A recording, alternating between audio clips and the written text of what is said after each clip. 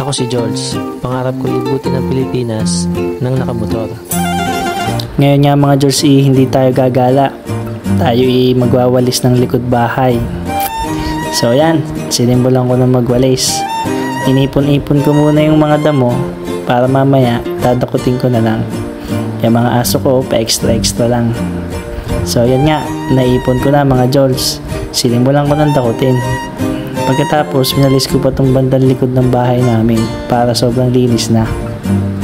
Ito na yung resulta ng pagwawalis ko mga Jols.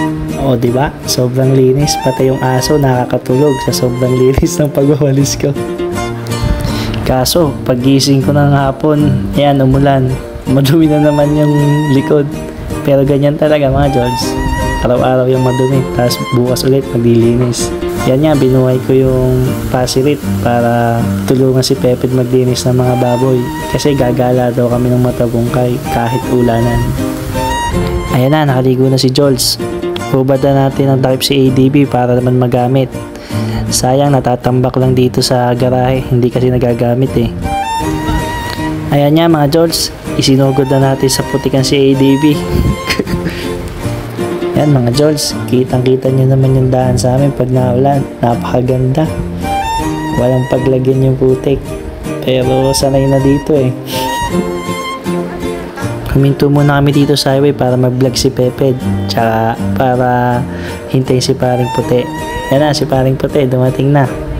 O, diba? Happy family. Ito nga, at sinugod na namin yung ambon dito sa May Tanggoy. Yan nga pala ang aking videographer, si Ninang Glessy. Angkas namin si Bella sa gitna. Yan, pagdating namin dito sa welcome art ng Matabungkay, nagdahan-dahan kami para kunin yung welcome art.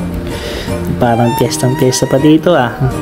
Yan nga pala si Pepe at saka si Ate Jen, nagbibideo din. Yan nga pala si Bella, yung aking pamangkin. Dito na kami sa Matabungkay. Kinakausap nila yung may-ari ng kubo, tumatawad. At ito naman yung dalawa kong inaanak na maganda at pogi. Enjoy na enjoy sa paglalaro ng buhangin. Siyempre, kukunan natin yung sunset dito sa Matabungkay. Ito nga pala mga kasama ko, si Paring Puti, si Ate Jen, si Bella, kinalwit ko pa, si Zoe at si Isaac. Tsaka si Pepe, ang vlogger kong kapatid, si Maring Eleanor at si Ninang Glessy nasa loob. Inabot na kami ng dinner dito. Kaya bumili na kami ng pagkain para makapaghapunan. So ayan, ang sarap ng kain namin dito. Ayan, si Paring Puti, mag-iihaw daw ng mais para may panghimagas kami. Yung mga girls naman, nag-aayos, maliligo daw silang dagat. Yan na mga Jols, uwi na kami kasi mag-aalas 10 na rin.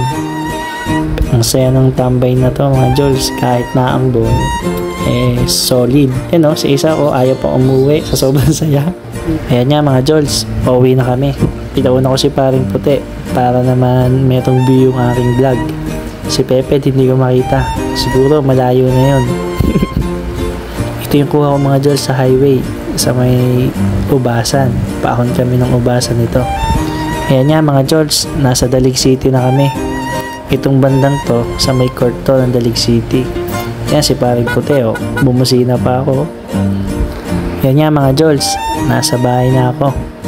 Ito nga at sinasalubong ko ng mga aso namin, sabik sa akin. Salamat sa panonood nyo mga Jols, ingat!